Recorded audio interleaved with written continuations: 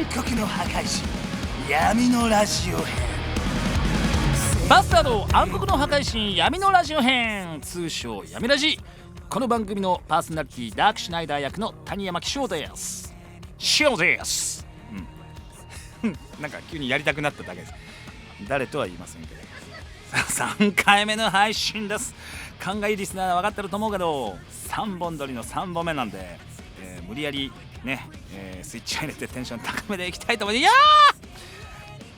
ー、さあ、この番組はアニメバスタード暗黒の破壊神の魅力を伝え、全ラジオ界の支配者になるための番組。バスタードファンの皆さんと一緒に盛り上げていきたいと思います。リスナーのあなたにもメールや SNS を通じて参加していただきたいと思っております。 Twitter の方はすべて小文字ハッシュタグバスタードアンダーバーラジオをつけてつぶやいてみてください。一緒に伝説作ろうぜ。いやー、暑いものでもう8月ですか暑い日が続いてるけど夏バテとかしてませんかね。まだまだ先長いですからね。本当に今日が8月の3日。そうね、まだまだ夏休み前半、盆前なんでね、始まったばっかりですんげえ楽しい時でしょうね。学生諸君は特にね、ビールも美味しい。ただ僕は痛いに風邪と書いて痛風っていうとても痛い病気を患ってるんですけども、だからちょっとあれなんですよね。自分の中にこう刻印アキューズドみたいな、アキューズドされてる感じ。痛みの神様、酒の神様バッカスにですね、お前これ以上飲むと発動しちゃうぞっていう、アルコールアキューズドを僕は刻印されてますんで、ちょっと飲みすぎるときついんですね。ビール好きですけどもね、あまりこうプリン体っていうのを多めに取るとですね、アーシェスがダークシュナイダーに思いを募らせれば募らせるほど、僕はアルコールを愛せば愛すほどそのアキューズドが発動してしまうというね、呪いにかかってるんでね、ちょっと気をつけなきゃいけない。さあ、そして今週末っていうと8月の6日から夏の高校野球が開幕するということで、僕はまあ本当に高校球児たちのネットを見るのが好きなんですけれどもね、まあ僕はイーチコのアンバサダーなんでね、イーチコを飲みながらですね、ぜひ、見させていただこうかなと思います。個人的な予想は春夏連覇かな。圧倒的な力で本当に10回やったら10回とも優勝しちゃうんじゃないかと思わせてくれた春大会の大阪桐蔭高校が今年の夏にどれだけの仕上がりを見せるか、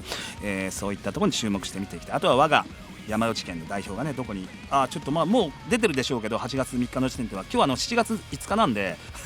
言っちゃうと梅雨がまた追っかけてきたみたいな感じのまだ時期なんで、地方予選も始まっておりませんが、頑張ってほしいなと思います。さあ、そして今週も先々週に引き続きあの方がゲストに来てくれています。この後すぐのご登場です。お楽しみに。アニメを見てからラジオを聞くもよし、ラジオを聞いてからアニメを見るもよし、それぞれのスタイルでお楽しみください。それでは始めよう。メイス。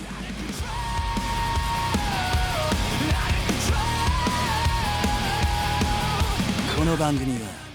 バスタード制作委員会の提供でお送りするぜ。バスタード暗黒の破壊神闇のラジオ編。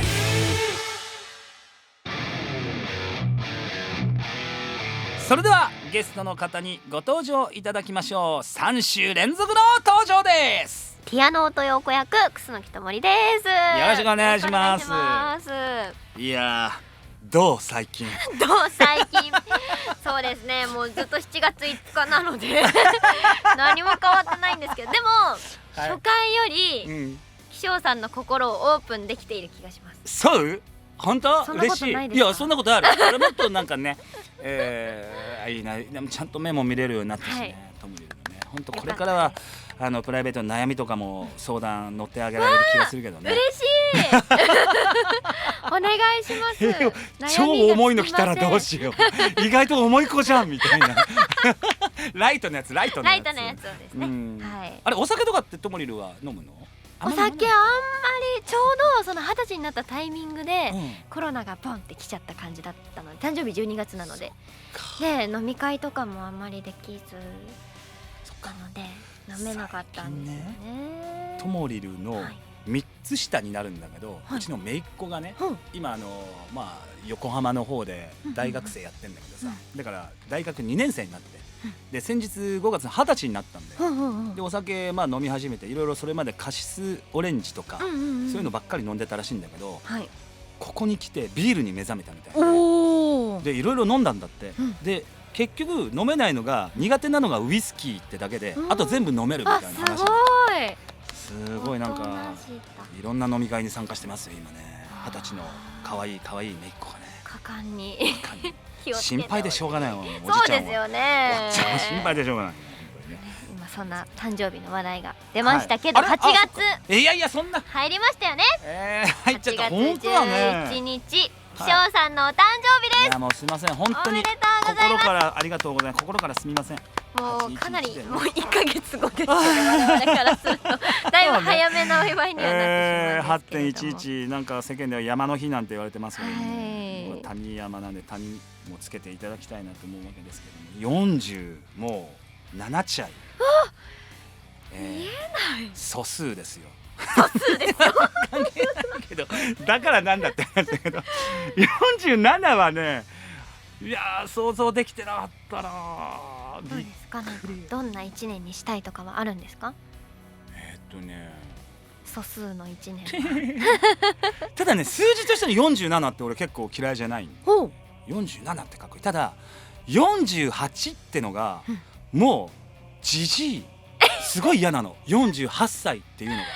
そうですか？ない。なんか38も嫌だったけど、48って、確かに当時の中学生ぐらいの時のなんか歴史の先生が48歳っつって覚えてて、強烈に覚えてて超じじいだったのだから俺もうそこになるんだって思うの。この47、このまあせめて気に入ってる数字ナンバーとしての47っていうこの1年をね、とてもいい年になればなと、もう毎回決まり事のように僕は言うんですけど、自分と自分の周りの人たちが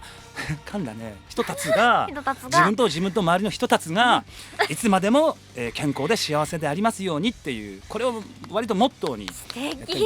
せめてもう僕の周りで関わってくださる皆さんに幸せで健康であってほしいし、何より自分自身がそうありたいなというふうなね思いますね。すごく、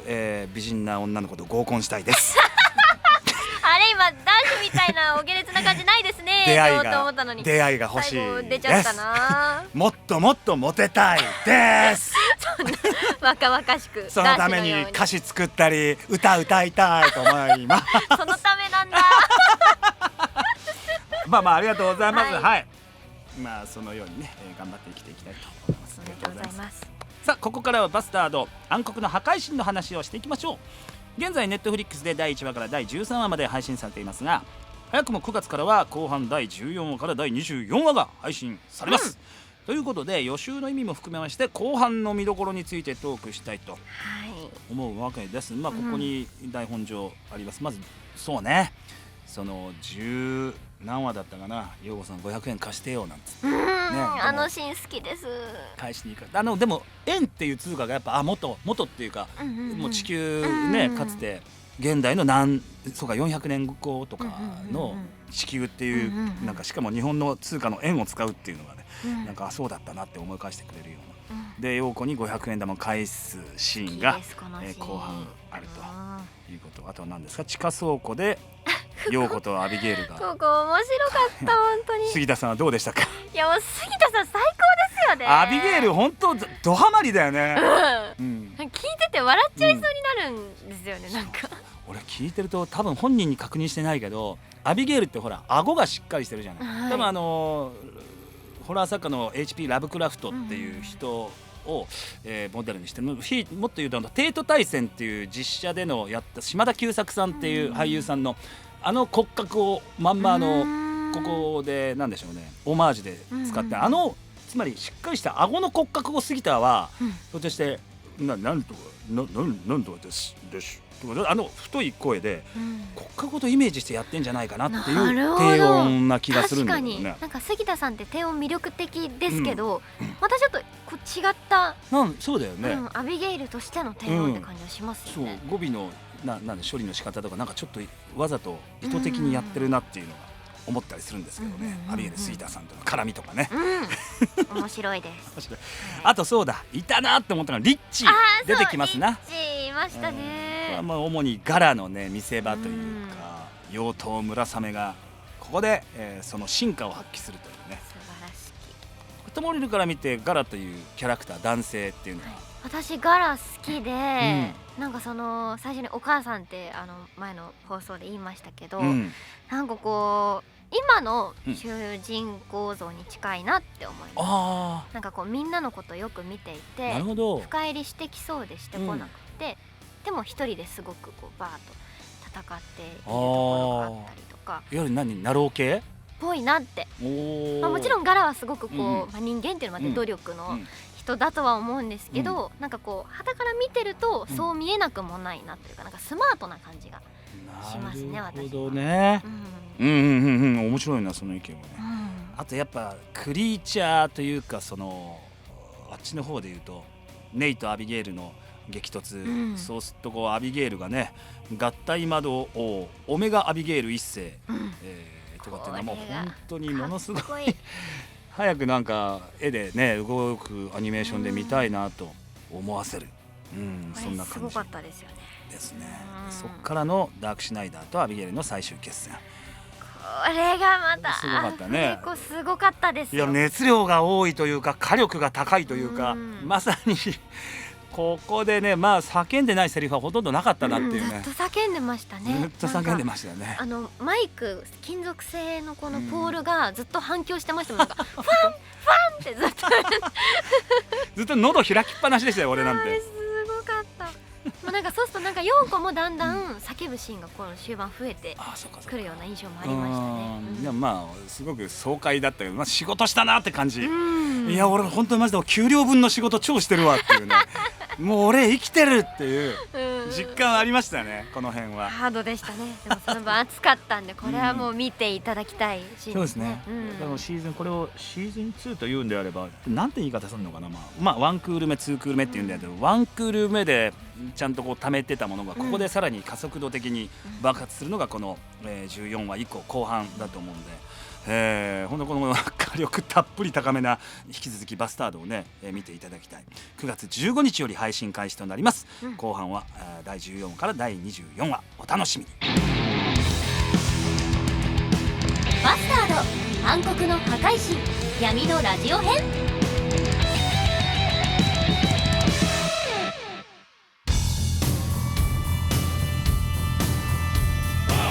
はい、じゃあ普通歌ご紹介しましょう。ともりるお願いします。はい、かおりさんからいただきました。バスタード暗黒の破壊神13話まで見てる間楽しくてあっという間でした。14話の配信も楽しみにしています。いきなり質問なのですが、お気に入りのセリフはありますか？もしよろしければ教えてください。私のお気に入りのセリフは7話でダークシュナイダーが言ったあまりに強く、そして地上で最も美しい、おお神よ、何故このような重い業を俺に背負わせるのかです。一般人が言うと反感を食らうと思いますがダークシュナイダーの場合納得しかないです。ダークシュナイダーや気象さんのような強く美しい殿方って魅力的ですよねいやいやちょっと本当にね、いや気象さんが出てるいやそんなちょっと鼻毛伸びてきたよ興奮しすぎてそんなことってあるのかなうにょーすげえな成長がいやありがとうございます。何ですかお気に入りのセリフ。お気に入りのセリフはやっぱ俺常にベースな部分が俺様なんで、そこそのギャップとしてのなんだろうな、なんだよお子さんみたいなのがなんかやってる時は楽しいかな。可愛げがあって本当やっぱ邪悪で、なんだろうな、高顔無知尊大な男なんで、そのギャップと振り幅としてのギャップでそこが可愛げになるっていう、スパイス的な意味でそうじゃない時のダーシュのセリフはそう特に陽子さんの絡んだ時にシェットが拗ねたりとか、レンレンが好きな陽子さんは俺ダークシュナイダーも愛してるみたいな、なんかそういう誰かのために向けるっていうのも陽子さんしかいないんで、彼が、まあアーシェスとかもあるけどやっぱ本命中の本命は陽子さんなんで、陽子さんに向けるセリフなんていうのはこうとても印象深いかなというふうに思います。あとはまあギャグのとこかな。あと後半以降どんどんギャグのシーン増えてくるんで、もっと先だとね。それこそさっき言ったそのアビゲイルと陽子のシーンもなんかすごい変でしたなんか会話が漫才みたいだったので、なんかそういうシーンも増えてくるんで面白いですよね。会話劇僕好きなんだよね。なんかそういうシーンもっとやりたいっていうか、いいなそれはね。なるほどね、お気に入りのセリフということで。じゃあ続きましてラジオネームなゆたさん、それぞれのキャストさんが一番照れたセリフを知りたい。照れたセリフ。照れた。ももう照れてるようじゃダーシュはできないんだけど、そうですね。それでも僕はまあピーって多分作品上アニメ上でもあえての方法としてピーをぶち抜くってあると思う。陽子さんのをぶち抜くっていうのをそんな言わんだろみたいな、照れるっつうか、まあ照れるっていうかいいか、まあ下ネタ的な、まあそういう下品なそういうエロい話僕は好きな方ですけど、はい、とはいえって言わないからさ、ダイレクトですもんね。だけどなんかね、うわって思ったそれはうわってそれは正直っていうかはばかられたねこれは。うんあとでどうせ P 処理がするんだろうけど、陽子さん的にどうですか？私はこれがちょっとスライムのシーンは、うんまあ、台本にも書いてあるし、うん心の準備ができていたので、あんまりなんかその恥ずかしいとかはなかったんですけど、はいその次の話のダーシュのイメージの中の陽子さんが台本に書いてなくて入らないもんだと思ってたんですよ。があ現場でここエッチなアドリブ入れてくださいってなった時の「はあ心の準備できてない!」みたいな「はあどうしようあー!」っていうのがすごい恥ずかしかったんですけど、その後に気象さんが「うっ!」って言ってくださったんで、なんとか気持ちが持ちました。うふーみたいな感じのなんかもっと強めだったと思います。結構なんかみたいなねそのスライムの時になんか多分こういうのが必要だったんじゃないかぐらいの結構な強いやつを一発入れないといけなくて、しかも一人でっていう、そうだよね。なんてなんてことって思って大変だろうなと思って俺をまずだから茶化してあげようと思って多分本人もその後シーンとされちゃ困るだろうなと思って空気を読んだつもりでやって差し上げました。だから練習はね家だとできないですけど、そうだよねやっぱ心の準備とかはしていくじゃないですか、がそうね。できないまま当日言われるっていうのがもう怖いんで、あ最近はどのシーンもアドリブを入れる準備をしてからうわーともりるっぽいなりました。ああもうありがとうございます。以上ふつおたでした。バスタード暗黒の破壊神闇のラジオ編。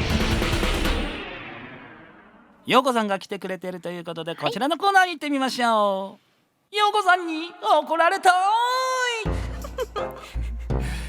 楠木ともりさん演じるようこさんに怒ってもらいたい人大募集。おいで。思わずやってしまった懺悔からちょっとした失敗までエピソードを送ってもらうコーナーでございます。まあ人間は必ず失敗するもの、そういう生き物ですね、人は悲しいくらい忘れてゆく生き物ね、ミスチルの言葉ですけどもっていうか一行歌詞の1行目のやつですよねさあメール届いております、ラジオネーム群馬のターボさん、はい、暑いですね。暑い。今年は40度を超えることもあり、暑いというよりも溶けるといった方が正しい気がしますね。そんな暑い夏なのですが、我が家には冬に欠かせないあるものをまだ片付けていません。その名もこたつです。おっと。毎年5月ぐらいには片付けようと思っているのですが、片付ける気力が湧きません。寝落ちした時の掛け布団にちょうどいいんですよね。まあ寝落ちもしない方がいいのですが、やめられないんです。ようこさん、どうか堕落した僕を叱ってこのダラダラな生活を止めてください。よろしくお願いします。ま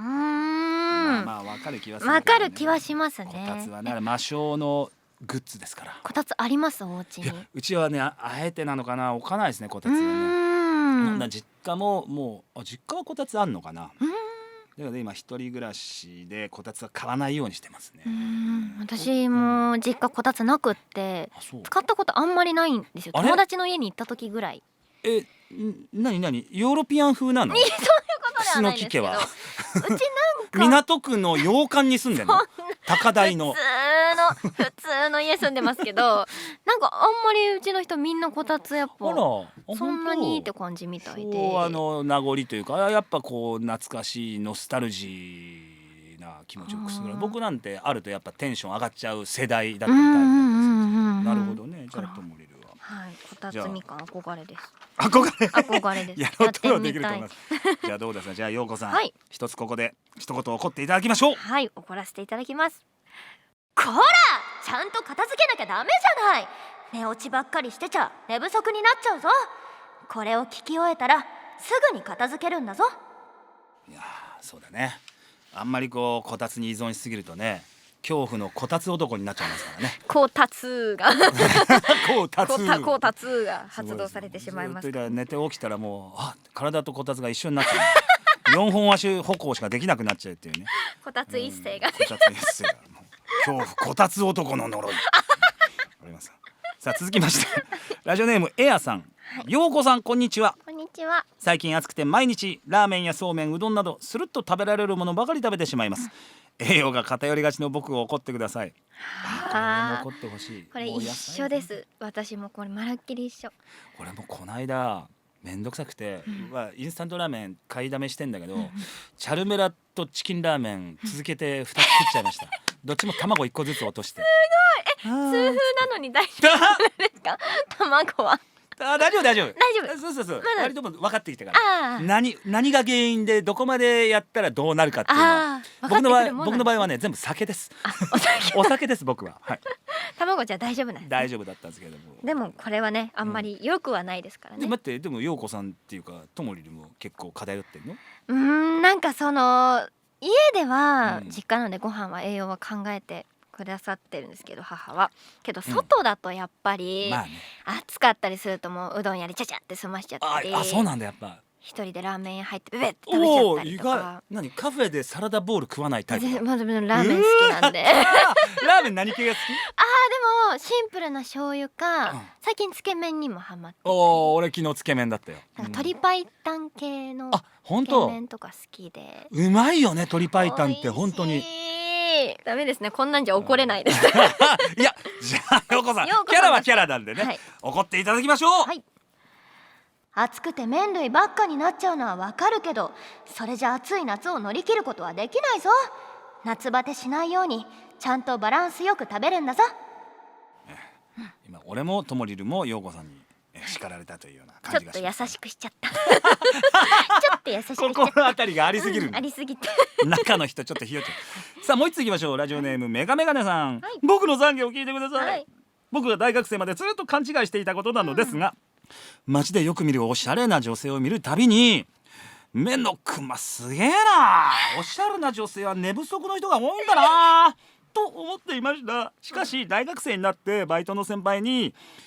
目のクマすごいですけど大丈夫ですかと何気なく聞いたら、これアイラインだけどと言われましたそう僕がずっとクマだと思っていたものはメイクだったんです。世のメイクをしている女性に申し訳ない気持ちでいっぱいでした。ようこさんメイクに気づけない鈍感男子をぜひ怒ってやってください。これはひ女子としてはねどいぞこれはダ気メだぞづいてほしいの殿方にそうですよそれをなんだとやれ寝不足だ。ひどい。てかなんなら気づかれないようにやってるのに間違って捉えられるっていうね。そこフィーチャーフォーカスされちゃうと悪目立ちしてるっていう、ダメージ食らっちゃうよね。ようこさダメですよ。んね、じゃあちょっと強めに一言怒らせていただきます説教文言お願いします。君ってやつは女の子のおしゃれしたい気持ちもわからないのか。少しは女心に気づけるように勉強しろ。まずメガメガネさんは罰として、1週間ずっとアイメイクをしてください。してください自分でずっと目の下にクマをね入れてください。もう濃いめにクマじゃないクマじゃないだけどねはいというわけで、ド M な皆さんからのメールありがとうございました。以上、陽子さんに怒られたいでした。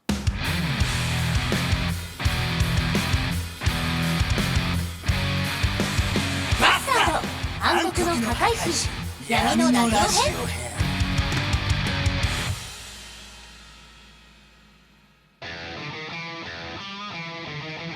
はい、ここでお知らせです。まずは配信情報です。アニメバスタード暗黒の破壊神は現在ネットフリックスにて第1話から第13話が好評配信中。第14話から第24話は9月15日より全世界配信予定ですのでぜひご覧ください。原作情報です。バスタード暗黒の破壊神原作コミックは1巻から27巻まで好評発売中。ジャンププラス、ヤンジャン、ゼブラックでも和単位、コミックス単位で配信中です。続いてフィギュア情報です。メディコスエンターテインメントよりフィギュア化企画が進行中です。ダークシュナイダー、ネイ、ヨーコほかフィギュアの発売が決定。詳細はメディコスエンターテインメントの公式サイトまたは公式ツイッターをご確認ください。主題歌情報です。オープニングテーマを歌うコールドレインのブラッディパワーフェイム、エンディングテーマを歌うチエルのブレスレスはデジタルシングルとして好評配信中です。続いて原作原画展の情報です。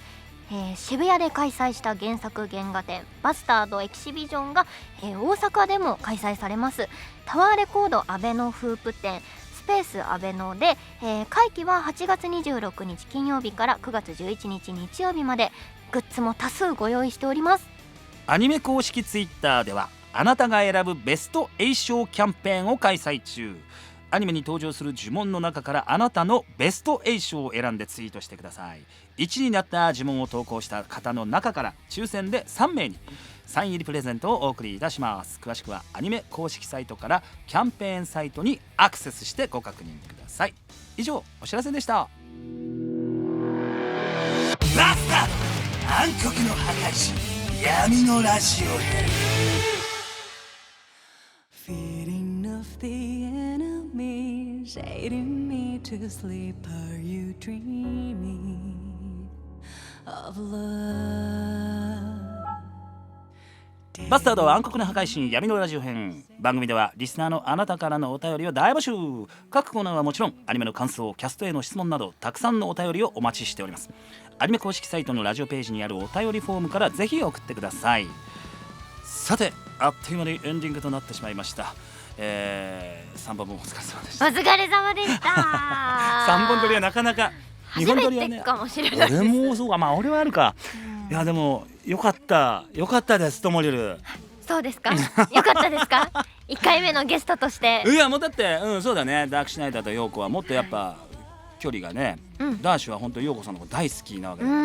まあ僕はもう元からともりるのこと大好きだったから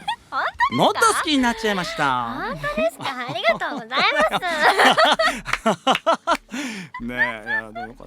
たな。いやでも本当にね、こんな3回も来れることなんてなかなかないので、こんな作品の話もたっぷりできてすごく嬉しかったです。また遊びに来たいです、ぜひ。絶賛これから作品の中でもね、陽子さんの活躍する姿もね、そうですよ、増えていきますんで、はい、楽しみにしていただきたいとはい思いました、はい、さあ最後にそうですね、改めてじゃあともりりの方からリスナーの皆さんにメッセージをじゃあお願いします。はい、改めてになりますが、陽子役の楠木ともりです。今回ラジオお聞きいただきましてありがとうございました。本当に配信だとなんかこうやって作品のこと喋る機会ってなかなかツイッターとかでもね触れづらかったりもするのであんまりないんですけど、今回このような場をいただけてたくさんお話できて嬉しかったです。本当にいっぱい研究してですね、この時代感というかこの作品を楽しんでいただいている世代の方にやっぱ楽しんでいただけたらなという思いで、陽子さん無邪気に可愛く大人に精一杯演じさせていただいておりますので、引き続き楽しんでいただけると嬉しいです。よろしくお願いいたします。本当すごいね、今回も思った前回の配信っていうか特番かの方でも思ったけど、まあどうしても年齢が若いんで、その割にはっていう枕言葉になっちゃうけど、とてもしっかりしたコメントとかこのバランス感覚、俺みたいな二回り上のねおじさんと絡むとことかもなんだろう、こじるり以来の衝撃だねちょっとね、びっくりした。聞いたことあるその褒め言葉なんか聞いたことあるいやー以来だね。ウィキペディア見たでしょ絶対売れ続けるわ俺全若手女性声優の中で一番応援するわ。本当ですか、嬉しい。言いましたね、今の取っときますからね私うわー、嘘だ二枚舌なんだよ嘘です。いや本当にありがとう。ありがとうございます。本当ともりるでよかった。ぜひまた来てね。はい。そして次回8月17日の配信にはアーシェス・ネイ役日笠陽子さんが来てくれることが大決定。皆さんお楽しみに。それではまた次回、お相手はダークシュナイダー役谷山紀章とピアノ音陽子役楠木ともりでした。バイバイ。